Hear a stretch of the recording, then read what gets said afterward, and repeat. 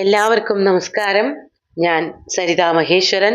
ഇന്ന് ശ്രീമദ് വാൽമീകി രാമായണത്തിന്റെ ബാലകാണ്ഡത്തിലെ 18ാമത്തെ സർഗത്തില് 8ാമത്തെ ശ്ലോകം മുതൽ 15ാമത്തെ ശ്ലോകം വരെയുള്ള ഭാഗങ്ങളാണ് നമ്മൾ പഠിക്കാൻ പോണത്. ശ്ലോകങ്ങളിലൊക്കെ തന്നെ അനുഷ്ടുപ്പ് വൃത്തമാണുള്ളത്. ശ്രീരാമചന്ദ്രൻ മുതലായിട്ടുള്ളവരുടെ ജനനമാണ് ഇന്ന് നമ്മൾ വർണ്ണിക്കാൻ പോണത്. ഓരോരോ ഗ്രഹസ്ഥിതികളൊക്കെയാണ് പറയണത്. നമുക്ക് ആദ്യം 8ാമത്തെ ശ്ലോകം നോക്കാം. തതോ യജ്ഞേ സമാപ്തേ തു ഋതൂനാം ഷഡ്സമത്യയു തതശ്ച ദ്വാദശേ മാസേ ചൈത്രേ നാവമികേ തിഥൗ. 9ാമത്തെ ശ്ലോകം നോക്കാം. നക്ഷത്രേ ദിതി ദൈവത്യൈ സ്വച്ഛ സംസ്ഥേഷു പഞ്ചസു ഗ്രഹേഷു കർക്കടേ ലഗ്നേ വാക്പതാവിന്ദുനാ സഹ പ്രോദ്യമാനേ ജഗന്നാഥം സർവലോക നമസ്കൃതം കൗസല്യാ ജനയദ്രാമം ദിവ്യലക്ഷണ സംയുതം. 10ാമത്തെ ശ്ലോകം കൂടി ചേർത്തിട്ട് ഒരുമിച്ച് അർത്ഥം പറയാം എന്നുള്ളത് കൊണ്ടാണ് ചൊല്ലിയത്. അങ്ങനെ തതഃ അതിനുശേഷം രാജാവും പത്നിമാരൊക്കെ കൂടിയിട്ട് സുഖമായിട്ട് താമസിക്കുകയായിരുന്നു. യജ്ഞേ സമാപ്തേ ഋതൂനാം ഷഡ് സമത്യയും.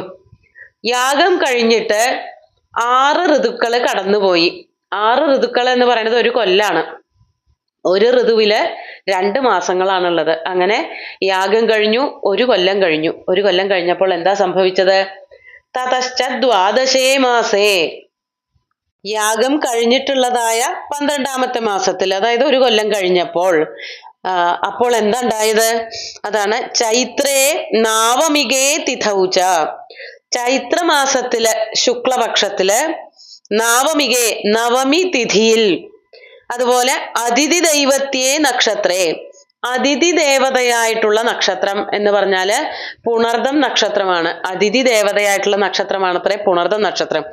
പുണർദം നക്ഷത്രത്തിൽ പഞ്ചസു ഗ്രഹേഷു സ്വച്ഛ സംസ്ഥേഷു, 5 ഗ്രഹങ്ങള് ഉച്ചസ്ഥായിയിൽ ഉച്ചമായിട്ട് നിൽക്കുമ്പോൾ. ആരൊക്കെയാണ് 5 നക്ഷത്രങ്ങള്? ആദിത്യൻ, ചൊവ്വ, ഗുരു, ശുക്രൻ, ശനി എന്നിങ്ങനെ 5 നക്ഷത്രങ്ങള് അവരുടെ ഉച്ചസ്ഥായിയിൽ നിൽക്കുമ്പോൾ. സ്വച്ഛ സംസ്ഥേഷു മാത്രമല്ല കർക്കടകേ എന്നാണ്, അല്ലെങ്കിൽ കർക്കടക ലഗ്നത്തിൽ, കർക്കടകേ ലഗ്നേ വാക്പതൗ ഇന്ദുനാ സഹ പ്രോദ്യമാനേ. വാക്പതി എന്ന് പറഞ്ഞാൽ ഗുരുവാണ്, ബൃഹസ്പതിയും അതുപോലെ തന്നെ ചന്ദ്രനോട് കൂടിയിട്ട്, ബൃഹസ്പതിയും ചന്ദ്രനും കൂടിയിട്ട് ഉദിച്ചുയർന്നു നിൽക്കുമ്പോൾ, അതായത് ആകാശത്ത് ഇവര് 2 പേരും ഉദിച്ചു നിൽക്കുകയാണ്. ബാക്കിയുള്ള ഗ്രഹങ്ങളുടെ നിലയൊക്കെ പറഞ്ഞു. എല്ലാവരും ഉച്ചസ്ഥായിയിലാണ്. ആ സമയത്ത് ജഗന്നാഥം, ജഗത്തിന്റെ മുഴുവനും നാഥനായിട്ടുള്ള, ലോകത്തിനെ മുഴുവനും സംരക്ഷിക്കാനായിട്ടുള്ള ആ നാഥൻ, സർവലോക നമസ്കൃതം മാത്രല്ല കുറെ വിശേഷണങ്ങൾ ഇവിടെ കൊടുക്കുന്നുണ്ട്. സർവലോകങ്ങളാൽ മുഴുവനും നമസ്കരിക്കപ്പെട്ടവനും, എല്ലാവരാലും ആദരിച്ച് ബഹുമാനിച്ച് നമസ്കരിച്ച് ആദരവ് പ്രകടിപ്പിക്കുന്നവനും, ദിവ്യലക്ഷണ സംയുതം വിഷ്ണോഹോ അർദ്ധം മഹാഭാഗം, ദിവ്യലക്ഷണങ്ങളോടുകൂടിയ, അതായത് കൈകാലുകള്, കണ്ണ്, മുഖം, ഇതിനൊക്കെ ഒരു ദിവ്യത്വം ഉണ്ടായിരുന്നു. അങ്ങനെ ദിവ്യലക്ഷണങ്ങളോടുകൂടിയ വിഷ്ണുവിന്റെ അർദ്ധാംശമായിട്ടുള്ള, അതായത് ആ പായസത്തിന്റെ പകുതി മുഴുവനും കൗസല്യക്കാണല്ലോ കിട്ടിയത്. ആ ഭാഗത്തിൽ നിന്ന് വിഷ്ണുവിന്റെ അർദ്ധാംശമായിട്ട് ഒരു പുത്രൻ, ഇക്ഷ്വാകുവിന്റെ പുത്രനായിട്ട്, ഇക്ഷ്വാകുവിന്റെ വംശത്തിന്റെ ആ പരമ്പരയിലെ ഒരു വലിയ കണ്ണിയായിട്ട് ഒരു പുത്രനെ കൗസല്യ പ്രസവിച്ചു എന്നാണ് ഇവിടെ പറയണത്. 8 മുതൽ 10ാമത്തെ ശ്ലോകം വരെ ചേർത്തിട്ടുള്ള അർത്ഥമാണ് ഇപ്പോ പറഞ്ഞത്. അങ്ങനെ ഭഗവാൻ ശ്രീരാമചന്ദ്രൻ ഭൂമിയിൽ ജനിച്ചു. കൗസല്യ ഒരു പുത്രന് ജന്മം കൊടുത്തു. ഇവിടെ ഒരു കീർത്തനം ഓർമ്മ വരികയാണ്. സാ പശ്യത് കൗസല്യ വിഷ്ണും സാ പശ്യത് കൗസല്യ സാ പശ്യത് കൗസല്യ വിഷ്ണും സാ പശ്യത് കൗസല്യ. प्रसवसदनकथमेनं पुष्पायुध शतकोटिसमानं विष्णुं सपश्यत् कौसल्या जलधरसन्निभगात्रं पङ्केरुहदलसन्निभनेत्रं विष्णुं सपश्यत् कौसल्या सपश्यत् कौसल्या विष्णुं सपश्यत् കൗസല്യ. അങ്ങനെ ഉത്തമനായിട്ടുള്ള ഒരു പുത്രന് കൗസല്യ ജന്മം കൊടുത്തു. നമുക്ക് 11ാമത്തെ ശ്ലോകം നോക്കാം. വിഷ്ണോരർദ്ധം മഹാഭാഗം പുത്രമൈക്ഷ്വാകുനന്ദനം ലോഹിതാക്ഷം മഹാബാഹും രക്തോഷ്ഠം ദുന്ദുഭിസ്വനം കൗസല്യാ ശുശുഭേ തേന പുത്രേണാമിത തേജസാ യഥാ വരേണ ദേവാനാമതിർവജ്രപാണിന. 12 കൂടി ചേർത്ത് പറയാണ്. ഇവിടെ വിഷ്ണുവിന്റെ അർദ്ധമാണ് എന്ന് പറഞ്ഞിരുന്നു.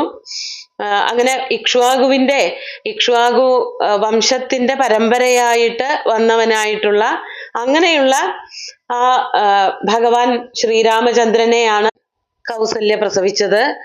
അങ്ങനെ ആ പുത്രനെ കൊണ്ട് കൗസല്യ വളരെയധികം ശോഭിച്ചു എന്നാണ് ഇവിടെ വർണ്ണിച്ചിരിക്കുന്നത്. ലോഹിതാക്ഷം മഹാബാഹും രക്തോഷ്ഠം ദുന്ദുഭിസ്വനം കൗസല്യ ശുശുഭേ തേന പുത്രേണ അമിത തേജസ. ലോഹിതാക്ഷൻ, നല്ല ചുവന്ന കണ്ണുകള്, ആരോഗ്യത്തിന്റെ ലക്ഷണമായിട്ട് പറയണ ചുവന്ന കണ്ണുകള്. മഹാബാഹു, നല്ല ദീർഘങ്ങളായിട്ടുള്ള കൈകളോടുകൂടിയ, ചുവന്നു തുടുത്ത ചുണ്ടുകളോടുകൂടിയ, ദുന്ദുഭിയുടെ സ്വനം പോലെയുള്ള സ്വനത്തോടുകൂടിയ, അങ്ങനെയുള്ള തേനപുത്രേണ, അതിസുന്ദരനായിട്ടുള്ള, അമിത തേജസ തേനപുത്രേണ, വളരെ തേജസ്വിയായിട്ടുള്ള ആ പുത്രനോട് കൂടിയിട്ട് കൗസല്യ ശുശുഭേ, കൗസല്യാദേവി ശോഭിച്ചു. ആരെ പോലെ? ഒരു ഉപമ കൊടുക്കുകയാണ്. യഥാ വരേണ ദേവാനാം അതിഥിർ വജ്രപാണിന. അതിഥി ദേവി തന്റെ പുത്രനായിട്ടുള്ള ദേവേന്ദ്രനാൽ എങ്ങനെയാണ് ശോഭിച്ചത് അതുപോലെ എന്നാണ് ഇവിടെ വർണ്ണിച്ചിരിക്കുന്നത്. അതാണ് അതിഥി. യഥാ അതിഥി, എപ്രകാരമാണോ അതിഥി, ദേവാനാം വരേണ വജ്രപാണിന ശുശുഭേ, ദേവന്മാരിൽ വെച്ച് ഏറ്റവും ശ്രേഷ്ഠനായിട്ടുള്ള വജ്രപാണി ഇന്ദ്രൻ.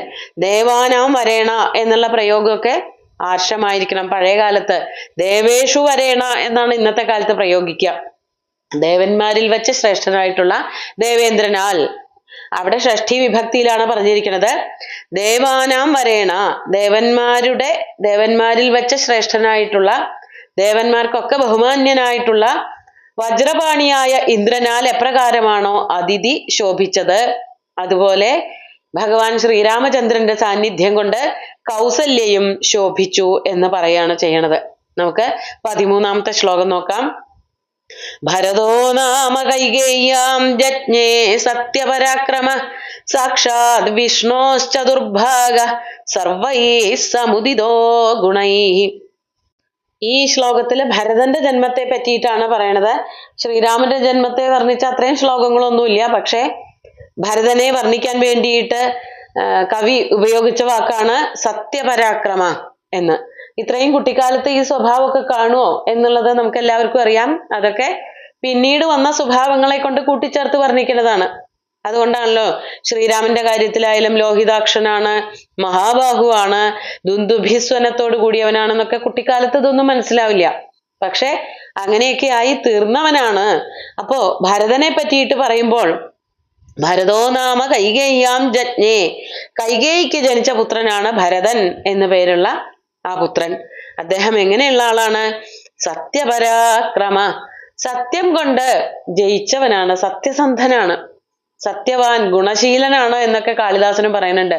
വളരെ വകതിരിവും സമ്പ്രദായവും ഒക്കെ ഉള്ള ഒരാളായിട്ടാണ് ഭരതനെ വർണ്ണിച്ചിരിക്കുന്നത്. ശ്രീരാമനെ തന്നെ ചിലപ്പോൾ ഭരതന്റെ സഹോദരൻ എന്നുള്ള രീതിയിൽ കാളിദാസൻ പറയുന്നുണ്ട്. അതുപോലെ കൈകേയിയെ പറ്റി പറയുമ്പോഴും ഭരതന്റെ അമ്മ എന്നുള്ള നിലയ്ക്ക് പറയുന്നുണ്ട്. ജഹാര ലജ്ജാം ഭരതസ്യ മാതു എന്ന്. ഭരതന്റെ അമ്മയുടെ മോശങ്ങളൊക്കെ ഇല്ലാതെയാക്കി. അതായത് താൻ അങ്ങനെ ചെയ്തത് കൊണ്ടാണ് ശ്രീരാമന് കാട്ടിലേക്ക് പോണ്ടി വന്നത്, ദശരഥൻ മരിച്ചത് എന്നുള്ള ദുഃഖങ്ങളൊക്കെ കാരണം കൈകേയി പുറത്തേക്കൊന്നും വരാതെ ഒരു റൂമിൽ അടച്ചിട്ട് ഇങ്ങനെ ഇരിക്കുകയായിരുന്നു. അങ്ങനെ കൈകേയിയുടെ എല്ലാ ലജ്ജകളെയും തഴുകി ഇല്ലാതെയാക്കുകയാണ് ശ്രീരാമൻ ചെയ്തത് എന്ന് കൈകേയി എന്നല്ല പറയണത്, ഭരതന്റെ അമ്മയല്ലേ എന്ന് പറയുന്നുണ്ട് അവിടെ. അതുപോലെ തന്നെ സീതയെ പരിത്യജിച്ചപ്പോൾ തഥാഭിമന്യുർഭരതാഗ്രജയമേ എന്ന് പറയുന്നുണ്ട്. ശ്രീരാമനോട് എനിക്ക് ദേഷ്യമുണ്ട് എന്നല്ല പറയണത്, ഭരതന്റെ ജ്യേഷ്ഠനോട് എനിക്ക് ദേഷ്യമുണ്ട് എന്നാണ്. അപ്പൊ ഭരതന്റെ സ്വഭാവ ഗുണത്തെ പറ്റിയിട്ട് നല്ല ബോധ്യം ഉണ്ടായിരുന്നവരാണ് കവികൾ എല്ലാവരും. അതുകൊണ്ടാണ് ഇവിടെ ആദ്യമേ തന്നെ പറയണത് സത്യപരാക്രമനായിരുന്നു. മറ്റുള്ളവരെ ആക്രമിച്ചിരുന്നത് ഭരതൻ തന്റെ സത്യത്തെ കൊണ്ടായിരുന്നു. സത്യം കൊണ്ട് സത്യസന്ധമായിട്ടുള്ള നടപടികൾ ഉള്ള ആളായിരുന്നു ഭരതൻ. ആ ഭരതനും ആരായിരുന്നു? വിഷ്ണോഹോ ചതുർഭാഗ സർവൈഹി ഗുണൈഹി സമുദിത. വിഷ്ണുവിന്റെ നാലിലൊരംശമായിട്ട്, ഈ 4 പേരും അംശമായിട്ടാണല്ലോ ജനിക്കണത്. 4 പേരാണ് വിഷ്ണുവിന്റെ ഓരോരോ അംശങ്ങളായിട്ട് ജനിക്കുന്നത്. അപ്പോ എല്ലാ ഗുണഗണങ്ങളും തികഞ്ഞവനായിട്ട് വിഷ്ണുവിന്റെ അംശാവതാരമായിട്ട് കൈകേയിയിൽ ഭരതനും ജനിച്ചു. അടുത്തത് 2 പേരെ പറ്റിയിട്ടാണ്, ലക്ഷ്മണ ശത്രുഘ്നന്മാര്. നമുക്ക് 14-ാമത്തെയും 15-ാമത്തെയും ശ്ലോകം ഒരുമിച്ച് നോക്കാം. അഥ ലക്ഷ്മണ ശത്രുഘ്നൗ സുമിത്രാ ജനയത് സുതൗ വീരൗ സർവാസ്ത്രകുശലൗ വിഷ്ണോരർദ്ധസമന്വിതൗ പുഷ്യേ ജാതസ്തു ഭരതോ മീനലഗ്നേ പ്രസന്നധീ സാർപ്പേ ജാതൗ തു സൗമിത്രീ കുലീരേഭ്യുദിതേരവൗ. അതിനുശേഷം ഭരതൻ ജനിച്ചതിനോടൊപ്പം തന്നെ വലിയ താമസമൊന്നും ഇല്ലാതെ ഓരോരോ നാള് വ്യത്യാസത്തിലാ ജനിക്കുന്നത്. അപ്പൊ ഇവരൊക്കെ തമ്മിൽ ദിവസങ്ങളുടെ വ്യത്യാസങ്ങളേ ഉള്ളൂ എങ്കിലും ശ്രീരാമനെ ഏറ്റവും വലിയ ജ്യേഷ്ഠനായിട്ട് തന്നെയാണ് ഇവരെല്ലാവരും കണക്കാക്കുന്നത്. ശ്രീരാമൻ ജനിച്ചത് പുണർദത്തില്, ഭരതൻ ജനിക്കുന്നത് പൂയത്തില്, അതുപോലെ ലക്ഷ്മണ ശത്രുഘ്നന്മാര് ജനിക്കുന്നത് ആയില്യത്തിലുമാണ്. അതാണ് ഇവിടെ പറയണത് 2-ാമത്തെ ശ്ലോകത്തില്, 15-ാമത്തെ ശ്ലോകത്തിൽ അതാ പറയണത്. അഥ അനന്തരം ലക്ഷ്മണ ശത്രുഘ്നവും, ലക്ഷ്മണനും ശത്രുഘ്നനും അവർക്ക് 2 പേർക്കും സുമിത്ര ജന്മം നൽകി. സുമിത്ര സുതവു അജനയത്, ആ സുതന്മാരെ പ്രസവിച്ചു. അവരെങ്ങനെയുള്ളവരാണ്? വീരവു, വീരന്മാരായിരുന്നു 2 പേരും. സർവ അസ്ത്രകുശലവും, അസ്ത്രവിദ്യകളൊക്കെ നന്നായി പഠിച്ചിട്ടുള്ളവരായിരുന്നു. വിഷ്ണുവിന്റെ അംശത്തില് ജനിച്ചവരുമായിരുന്നു. അങ്ങനെയുള്ള 2 കുമാരന്മാര് ലക്ഷ്മണനും ശത്രുഘ്നനും പിന്നീട് ജനിക്കുകയും ചെയ്തു. ഇനി ശ്രീരാമന്റെ നാള് ആദ്യം പറഞ്ഞുല്ലോ, അതിഥി ദേവതയായിട്ടുള്ള നാള് എന്ന് പറഞ്ഞാൽ പുണർദമാണ്, പുനർവസു എന്നാണ് സംസ്കൃതത്തിൽ പറയാ. ആ നാളാണ് ശ്രീരാമന്റെ എന്ന് പറഞ്ഞു. ഇനി ഭരതൻ മുതലായിട്ടുള്ളവരുടെ നാളിനെ പറ്റിയിട്ടാണ് 15-ാമത്തെ ശ്ലോകത്തിൽ പറയുന്നത്. പുഷ്യേ ജാതസ്തു ഭരതോ, പുഷ്യ നക്ഷത്രത്തില്, പൂയം നക്ഷത്രത്തില് ഭരതൻ ജനിച്ചു. മീനലഗ്നത്തിലാണ്, മീനലഗ്നത്തില് പുഷ്യ നക്ഷത്രത്തിൽ, അതായത് പൂയം നക്ഷത്രത്തിലായിരുന്നു ഭരതന്റെ ജന്മം. പ്രസന്നധീഹി ഭരതഃ ജാത, വളരെ തെളിഞ്ഞ ബുദ്ധിയോടുകൂടിയ ഭരതൻ ജനിച്ചു. മറ്റുള്ള 2 പേര് സൗമിത്രി, സൗമിത്രി ദ്വിവചനത്തിലാണ് പറഞ്ഞത്. ലക്ഷ്മണനും ശത്രുഘ്നനും അവര് 2 പേരും സുമിത്രായാഹ അപത്യം പുത്രൗ. 2 പേരുണ്ടല്ലോ, പുത്രന്മാരുണ്ട്, അതുകൊണ്ടാണ് സൗമിത്രി എന്ന് പറഞ്ഞത്. അവര് സാർപ്പേ ജാതവു, സാർപ്പം എന്ന് പറഞ്ഞാല് സർപ്പസംബന്ധിയായിട്ടുള്ള നാളാണ് ആയില്യം. നമുക്കറിയാം പാമ്പുകളുടെ നാള് ആയിട്ടാണ് പ്രസിദ്ധമായിരിക്കുന്നത്. അപ്പോ അതന്നെയാണ് ഇവിടെയും പറയണത്. സാർപ്പേ ജാതവു, സൗമിത്രിമാര് 2 പേരും ആയില്യത്തില് ജനിച്ചു. ആ സമയത്ത് കർക്കിടക ലഗ്നമായിരുന്നു. സൂര്യൻ നല്ലവണ്ണം ഉദിച്ചുയർന്ന് നിൽക്കുകയുമായിരുന്നു. അങ്ങനെ എല്ലാവരും നല്ല നല്ല നാളുകളില്, നല്ല ലഗ്നങ്ങളില് ഒക്കെ ഭൂമിയില് അവതാരമെടുത്തു എന്ന് പറഞ്ഞുകൊണ്ട് ഇന്നത്തെ ശ്ലോകങ്ങൾ അവസാനിപ്പിക്കുകയാണ്. ഒന്നുകൂടി ചൊല്ലി നോക്കാം. തതോ യജ്ഞേ സമാപ്തേ തു ഋതൂനാം ഷട്സമത്യയു തതശ്ച ദ്വാദശേ മാസേ ചൈത്രേ നവമികേ തിഥൗ നക്ഷത്രേ ദിതി ദൈവത്യേ സ്വോച്ച സംസ്ഥേഷു പഞ്ചസു ഗ്രഹേഷു കർക്കടേ ലഗ്നേ വാക്പതാവിന്ദുനാ സഹ പ്രോദ്യമാനേ ജഗന്നാഥം സർവലോക നമസ്കൃതം കൗസല്യാ ജനയദ്രാമം ദിവ്യലക്ഷണ സംയുതം വിഷ്ണോരർദ്ധം മഹാഭാഗം പുത്രമൈക്ഷ്വാകുനന്ദനം ലോഹിതാക്ഷം മഹാബാഹും രക്തോഷ്ഠം ദുന്ദുഭിസ്വനം കൗസല്യാ ശുശുഭേതേന പുത്രേണാമിത തേജസ യഥാവരേണ ദേവാനാം അതിഥിർവജ്രപാണിന ഭരതോ നാമ കൈകേയ്യാം ജജ്ഞേ സത്യപരാക്രമ സാക്ഷാത് വിഷ്ണോശ്ചതുർഭാഗഃ സർവൈः സമുദിതോ ഗുണൈः അഥ ലക്ഷ്മണ ശത്രുഘ്നൗ സുമിത്രാ ജനയത്സുതൗ വീരൗ സർവാസ്ത്രകുശലൗ വിഷ്ണോരർദ്ധസമന്വിതൗ പുഷ്യേ ജാതസ്തു ഭരതോ മീനലഗ്നേ പ്രസന്നധീഃ സാർപ്പേ ജാതൗ തു സൗമിത്രീ കുലീരാഭ്യുദിതേരവൗ. കുലീരം എന്ന് പറഞ്ഞാല് ഞണ്ടാണ്, കർക്കിടകം. അപ്പോൾ അങ്ങനെയുള്ള നല്ല നല്ല സമയത്ത് ഉച്ചസ്ഥായിയിലെ ഗ്രഹങ്ങളൊക്കെ നിൽക്കുന്ന സമയത്താണ് ഈ പുത്രന്മാരൊക്കെ ജനിച്ചത്. അതിന്റെ സന്തോഷവും നാമകരണവും ഒക്കെ വരാൻ പോണേ ഉള്ളൂ. നമ്മൾ എളുപ്പത്തിന് ഇവരുടെ പേരുകളൊക്കെ ആദ്യം പറഞ്ഞു വെച്ചാലും പേരിടാൻ ചില കാരണങ്ങളൊക്കെ അത് പിന്നീട് അടുത്ത ദിവസങ്ങളിൽ പറയും. സുന്ദരമായിട്ടുള്ള ശ്ലോകങ്ങൾ ഭഗവാൻ ശ്രീരാമചന്ദ്രന്റെ കാൽക്കൽ അർപ്പിച്ചുകൊണ്ട് ഗുരുവായൂരപ്പനെ സാഷ്ടാംഗം നമസ്കരിച്ചുകൊണ്ട് എല്ലാവർക്കും ശുഭദിനം നേർന്ന് നിർത്തട്ടെ. നന്ദി.